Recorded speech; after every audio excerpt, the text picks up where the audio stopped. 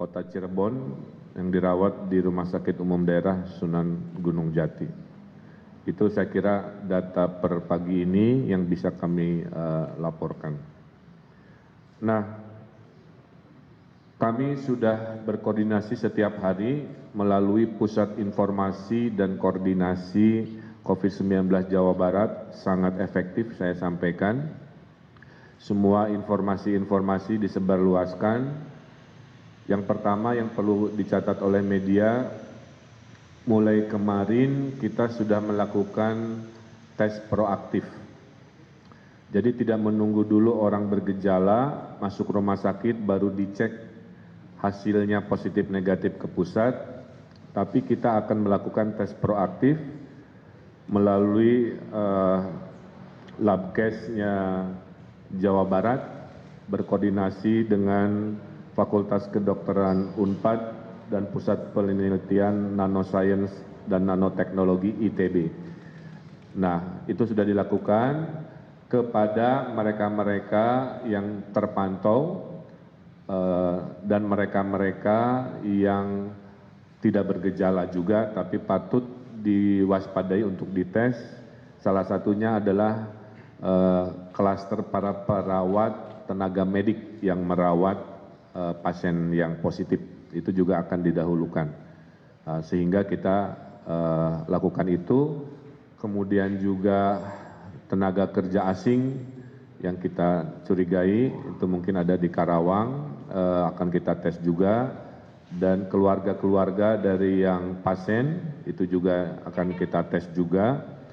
Sehingga kita akan melihat, mohon doanya mudah-mudahan tidak ada yang positif.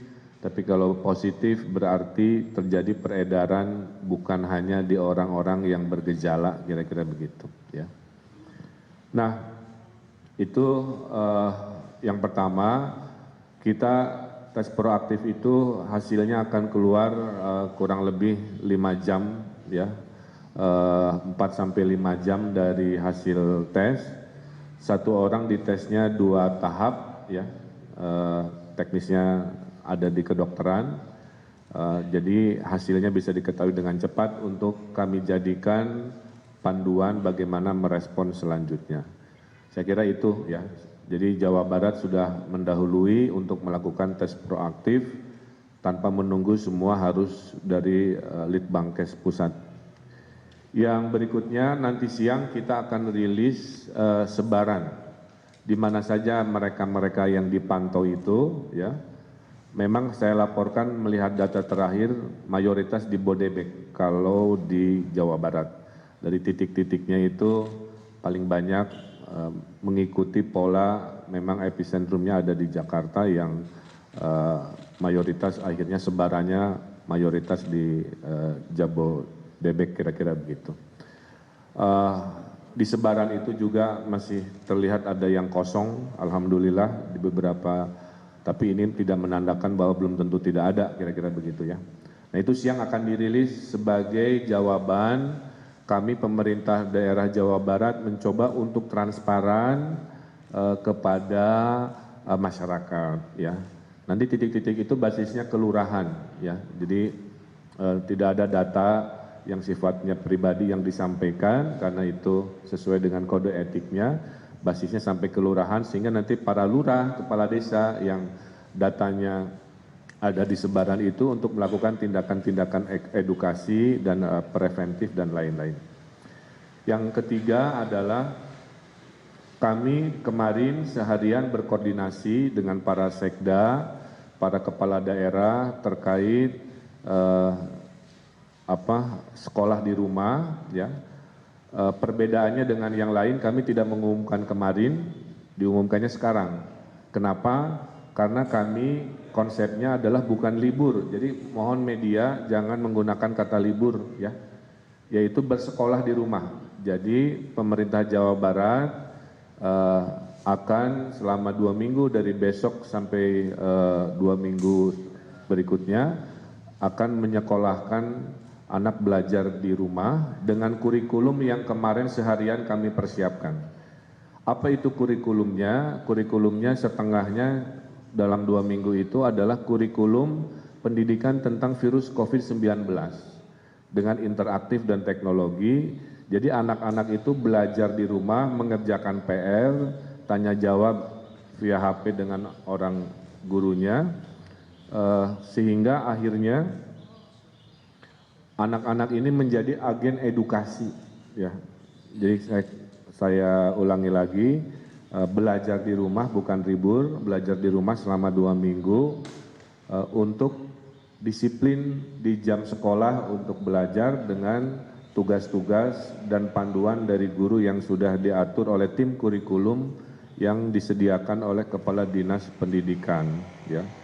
Nah, saya sangat mengapresiasi beberapa kepala daerah, wali kota, bupati sudah responsif mengumumkan belajar di rumah ini. Kemarin ada saya yang pantau Depok, Bekasi, Bandung, dan Karawang dan lain-lain. Nah, hari ini dipertegas, diumumkan oleh pemerintah provinsi, sekolah dari mulai PAUD, TK, SD, SMP, SMA, SMK yang dalam kewenangan kami, dan kami himbau perguruan tinggi juga untuk melakukan hal yang sama, tapi khusus anak-anak yang level sekolah akan menjadi agen edukasi, sehingga nanti hasil tugas-tugasnya selama belajar di rumah bisa dijadikan edukasi buat orang tuanya, juga buat tetangganya, dan tentu mungkin dengan teman-temannya dalam jaringan media sosialnya. Kira-kira begitu. Nah, kemudian kita sudah menugaskan beberapa kasus spesifik, ya. Yang pertama, seminar di Kabupaten Bogor itu sedang dilacak pergerakan peserta seminarnya, karena menurut informasi ada dugaan yang meninggal di Solo itu pernah berseminar beberapa hari sebelumnya di Sentul di Kabupaten Bogor, kira-kira begitu. Kemudian penelusuran berikutnya yang ada tablik akbar di Petaling Jaya di Malaysia itu, ada dugaan peserta-peserta yang datang dari Jawa Barat, kami juga sudah lacak, dan semua yang positif itu Dinas Kesehatan di 6 titik tadi sudah melakukan telusuran, sehingga kalau ditemukan pola yang dicurigai kami akan lakukan tes proaktif, kira-kira begitu. Nah, saya kira mayoritasnya itu. Salah satu yang sedang kami kembangkan, ini lagi pada lembur, adalah Pemprov Jawa Barat akan membuat aplikasi terkait COVID-19 di Jawa Barat. Nanti kalau sudah beres aplikasinya di-download, warga yang menemukan informasi tinggal sampaikan via HP-nya tanpa harus nelfon atau ngecek website. Kemudian juga blasting informasi dari kami harian, update, sebaran, itu akan ada di aplikasi COVID-19 Jawa Barat ini, sehingga ini bagian dari proses transparansi melalui teknologi yang akan kami kembangkan. Mudah-mudahan paling telat hari Selasa aplikasinya sudah selesai.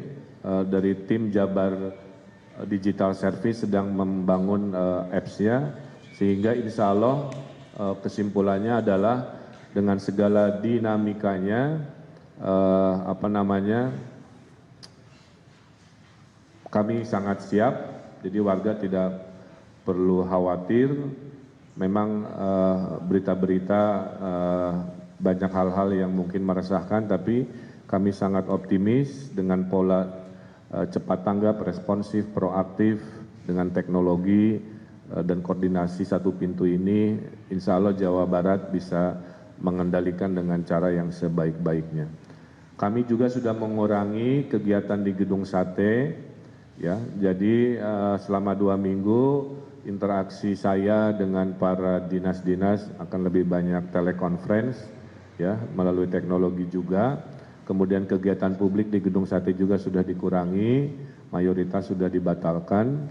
Dan kemarin kami juga laporkan sudah koordinasi dengan Majelis Ulama Indonesia, himbauannya selain meningkatkan doa dan berserah diri dan juga beribadah, karena kalau rajin beribadah stres turun, katanya kalau stres turun kekebalan juga meningkat, ya. Jadi ada logika kesehatannya juga. Yang kedua adalah untuk mengurangi kegiatan-kegiatan keagamaan yang bersifat massal, itu sudah disampaikan oleh Majelis Ulama Indonesia. Saya kira itu ya. Ada yang kelewat? Cukup. Saya kira itu pernyataan-pernyataan yang formal dari kami. Selanjutnya kami persilahkan jika ada pertanyaan. CNN. Pak Gubernur, dari CNN, saya ingin menindaklanjuti soal anggaran. Ya, terima kasih. Soal anggaran, Pak Gubernur, ini beberapa hari lalu memang kan sudah rapat dengan anggota DPRD Jawa Barat begitu ya, terutama Komisi 5 begitu. Nah, selain APD, karena kan di Tasik, kemudian di Garut, waktu itu menggunakan jas hujan gitu. Sudah dikirim 10. Ya. Iya. Nah, kemudian selain sarana dan prasarana, kemudian dari anggaran itu akan digunakan untuk apa saja? Dan kondisi ruang isolasi di rumah sakit di Jawa Barat seperti apa, Pak Gubernur? Terima kasih. Ya, jadi anggaran itu dibagi 2 tahap, Kang. Tahap pertama sekitar 24 miliar. Ya, tahap kedua sedang disiapkan 50 miliar jika angka yang 24 ini tidak mencukupi. Mayoritas 24 miliar itu akan dibelikan untuk alat kesehatan, ya. Tidak hanya alat pelindung diri, tapi juga alat apa istilahnya respirasi, ventilator lah. Buat orang yang sesak-sesak napas itu permintaan banyak, ya. Yang berikutnya adalah tes kitnya, yang nanti ribu-ribu orang yang tidak bergejala yang akan kita testing, itu juga sepertiga dananya akan kita belikan untuk itu. Sehingga kalau nanti ada eskalasi, kami punya kemampuan untuk mengetes lebih banyak, itu sedang kita belanjakan. Nah, saya kira itu. Kemudian per hari ini semua rumah sakit yang kekurangan alat pelindung diri sudah kita distribusi, termasuk tadi bukan Garut, Tasik ya. Tasik sudah diberi sekitar 10, ada permintaan banyak. Sambil tolong diingat juga di tiap kota kabupaten ada dana darurat juga. Jadi kombinasi nanti saya belum tahu, saya tugaskan Pak Sekda untuk menguatkan. Jadi tidak hanya sepenuhnya dari pemerintah Provinsi Jawa Barat, ada di lokus masing-masing. Anggaran tersebut tadi diambil dari mana, Kang Emil? Karena saya dengar juga akan meminjam ke Bank JB. Enggak, kan tadi. Jadi dalam teori APBD, kalau dana tidak cukup, ada namanya pergeseran program. Ya, jadi ada satu program tadinya 100 miliar, kita geser aja. Karena urgensinya tersier, kira-kira begitu. Jadi yang 50-nya kita ambil untuk darurat, nanti tanda kutip kekurangan yang keambil 50 dibayar di akhir tahun, sehingga program jalan tapi tidak ada gangguan karena hanya pergeseran skala prioritas. Akang yang kacamata ya, yang kacamata.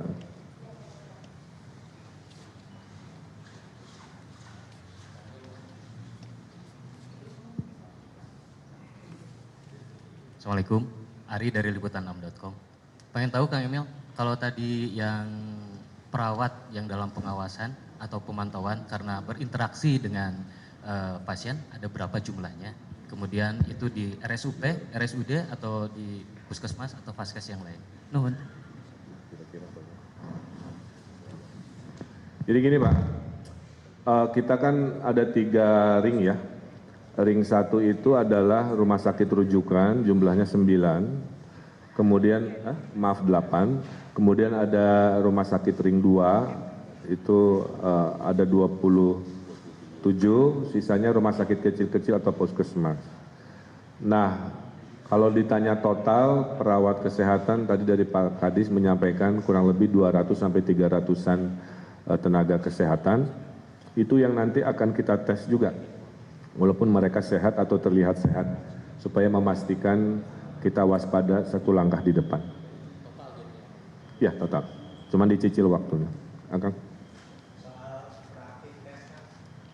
Soal proaktif tes itu, pengen tahu tes kit yang dipergunakan itu yang mana ya Kang? Kan ada beberapa negara juga, kalau nggak salah kemarin Singapura juga menawarkan Indonesia untuk menggunakannya. Ya, intinya produknya dari luar negeri, Kang. Saya tidak bisa sebutkan negaranya, tapi dari negara Asia, yang sudah teruji di negaranya dan barangnya memang tidak ada di Indonesia.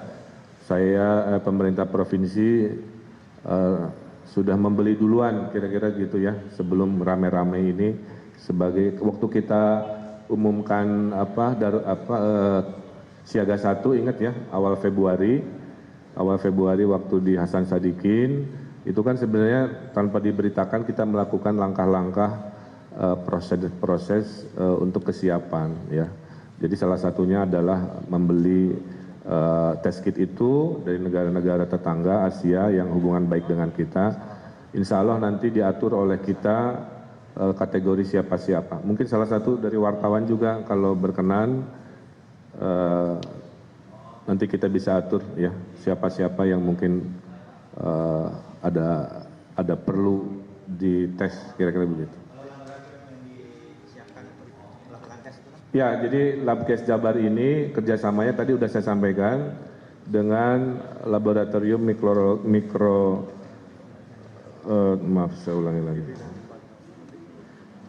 Lab Mikrobiologi dan Parasitologi Fakultas Kedokteran Unpad dan Pusat Penelitian Nanoscience dan Nanoteknologi ITB.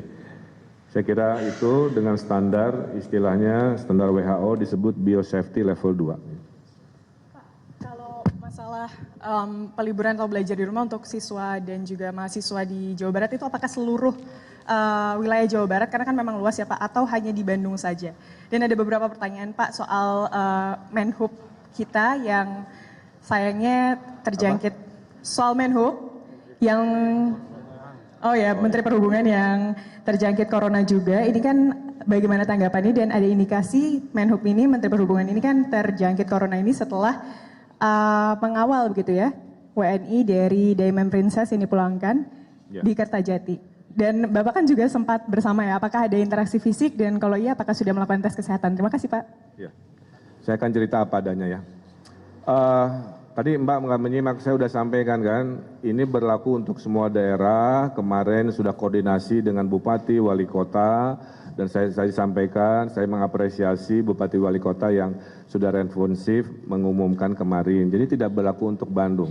Saya ini Gubernur Jawa Barat, bukan lagi Wali Kota Bandung, maka semua kalimat saya itu berlaku untuk 27 daerah. Oke. Nah, saya sangat prihatin terhadap situasi yang dialami oleh Menteri Perhubungan. Nah, media ini harus clear ya. Kalau mau dihubung-hubungkan dengan Diamond Princess, kita pakai logika aja. Ada nggak awak Diamond Princess yang positif? Tidak ada, semua negatif. Jadi argumentasi itu gugur kalau menghubungkan positifnya, ini pendapat saya ya, pribadi ya. Kalau menghubungkan positifnya Menteri Perhubungan dengan Diamond Princess. Pertama, jaraknya kan jauh. Waktu si WNI datang, kita hanya memantau dengan jarak 500 meter, turun langsung ke bis kan begitu. Kalau positifnya dari Diamond Princess, berarti Diamond Princess harus ada yang positif sebagai penular ke Menteri kan. Nah, kalau Diamond Princess-nya ABK-nya negatif, faktanya begitu, berarti dugaan kami bukan di Kertajati, bukan dari Diamond Princess. Jadi itu kalau boleh saya ulangi lagi ya. Saya kira menurut saya tidak melalui pengawalan WNI Diamond Princess karena ABK-nya sendiri negatif sehingga tidak mungkin menulari siapapun yang mengurusi kedatangan WNI Diamond Princess, kira-kira begitu. Dan saya sendiri waktu itu secara kronologis bertemu Pak Menteri itu hanya pada saat menjelang preskon aja. Karena selama proses dari maghrib sampai malam, Pak Menteri hilir mudik ke Indramayu dulu, ngecek pelabuhan, dan sementara saya dengan Pak Doni Monardo berada di hotel transit dan baru bertemunya di detik-detik melihat dan preskon. Jadi tidak ada perbincangan sedikit pun khususnya saya dan tidak ada interaksi fisik sama sekali. Jadi kalau boleh mohon maaf jangan didramatisir urusan Kertajati Diamond Princess-nya ya. Saya kira logikanya mengatakan sangat jelas. Saya insya Allah akan melakukan. Kejadian di Kertajati kan tanggal 1. Kalau pakai teori pemantauan sudah lewat 14 hari juga. Ya. Jadi saya kira itu ya. Tapi atas nama kebaikan saya akan lakukan, nanti waktu dan teknisnya saya sampaikan. Cukup ya? Pak Gubernur, terakhir mungkin dari saya. Oh ya, apakah tes itu hanya dilakukan kepada orang-orang yang yang pernah berdekatan dengan orang positif corona, sementara yang memiliki gejala flu dan lain-lain tapi tidak berdekatan, tidak bisa dites? Kemudian di kantor saya ada 3 orang yang waktu itu ke Kertajati, dan 3 orang itu saat ini sedang demam cukup tinggi. Hari ini akan pemeriksaan ke RSAS, tapi RSAS sendiri libur, disuruhnya besok. Kenapa rumah sakit rujukan hari Minggu seperti ini malah libur? Ya. Gejala ini kan mirip-mirip flu kan gitu ya. Jadi memang jangan curiga dulu, tapi kita waspada ya. Jadi kalau memang teman Akang mau dites, daftar aja nanti ke Pak Kadinkes ya, supaya regreg badannya gitu ya. Ya, saya jawab. Jadi kalau tujuannya mau ngetes, proaktifnya Pemprov ini udah ada instrumennya ya. Saya sediakan khusus ya untuk dilakukan itu supaya regreg gitu. Kedua, saya belum tahu bahwa ada kalimat itu, tapi yang betul memang tidak harus selalu langsung ke RSAS dulu. Jadi RSAS itu tidak bisa menerima pasien langsung, Bang. Karena definisi rujukan itu harus ada rujukan dulu, supaya tidak kalau semuanya dikit-dikit, maaf ya, ada gejala kecil langsung ke RSAS tanpa ada diagnosa, pasti tidak akan cukup.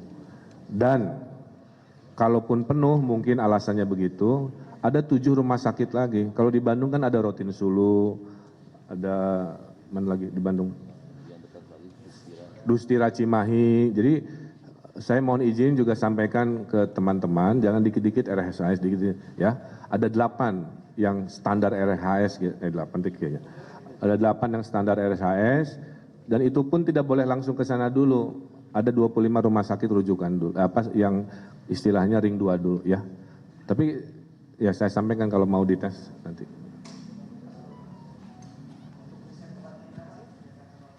Ya. Saya tadi malam berdiskusi panjang dengan kemarin dengan Ibu Profesor Kerry Lestari. Itu sedang dilakukan intensitas penelitian untuk memastikan sembuhnya seratusan pasien di Wuhan itu karena klorkium fosfat alias kina itu. Pertanyaan kedua, kalaupun iya kan, apakah produksinya memadai? Nah, saya kira beri kita kesempatan ya untuk 1 atau sampai 2 minggu memastikan konfirmasi itu lebih positif, dan tidak ada salahnya keilmiahan ini juga memberikan kabar baik. Saya juga titip ke media, seimbangkan berita yang negatif juga dengan berita positif. Berita positifnya yang sembuh juga kan ada ya, orang-orang yang sembuh, kemudian potensi obat ada, kemudian tren turun di Tiongkok juga tolong dilaporkan. Beberapa rumah sakit di Tiongkok kan sudah ditutup karena jumlah updatean hariannya sudah menurun, bahkan sudah kurang dari 2 digit, kira-kira begitu. Negara-negara lain sama. Memang kalau lihat polanya, shift-nya itu ke Eropa, kira-kira begitu. Justru Asia yang sumber pertama itu lagi tren turun, tren naiknya ada di Eropa. Mudah-mudahan kita bisa melakukan hal ini dengan terukur ya, dengan waspada, semua terkoordinasi ya. Soal himbauan aktivitas di ruang terbuka yang mengumpulkan banyak orang kayaknya kelewat tadi kan? Ya, jadi saya sudah berkoordinasi dengan kepolisian untuk mengukur kegiatan-kegiatan yang hukumnya tidak wajib, kira-kira begitu ya. Yang hukumnya tidak wajib, untuk diukur apakah punya potensi risiko yang besar atau tidak. Kalau risikonya besar, saya kira tidak akan diizinkan. Kalau risikonya kecil bisa terukur, saya kira itu bisa dilakukan upaya-upaya antisipasi kewaspadaan. Contohnya, Pak, gimana dengan kami yang harus tiap hari bekerja, naik kereta api, naik KRL, kan begitu. Ya itu kan berarti urusan wajib ya. Kalau tidak dilaksanakan karena status kotanya memang tidak ada status lockdown atau isolasi, maka kegiatan mencari nafkah masih dilakukan. Nah, antisipasi aja dengan menjaga jarak, kalau dia batuk atau pilek seperti sebagian dari akang ini pakai masker kan begitu, sehingga kita bisa lakukan antisipasi menghindarkan dari yang namanya kerumunan potensi. Kita berdoa mudah-mudahan menjelang Ramadan ya, bulan puasa, di mana intensitas keumatan yang berdempetan berdesak-desakan akan sangat intens. Ini permasalahan sudah bisa turun, kita doakan mudah-mudahan. Kalaupun tidak, pelajaran dari Arab Saudi, dari negara-negara Timur Tengah sekarang lagi dibahas oleh para ulama ya. Ada negara yang tidak sholat Jumat, ada yang sholat Jumat tapi dipersingkat.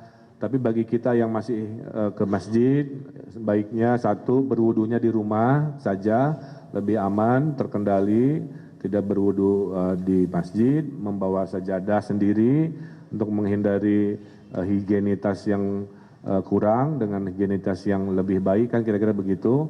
Dan arahan dari beberapa ulama, kalau sakit jangan memaksakan diri beribadah bersama orang banyak, kira-kira begitu ya.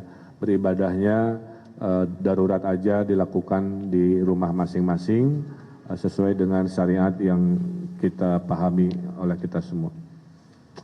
Cukup ya update hari ini, nanti insya Allah ada update harian lagi. Terima kasih, hatur nuhun, wassalamualaikum warahmatullahi wabarakatuh.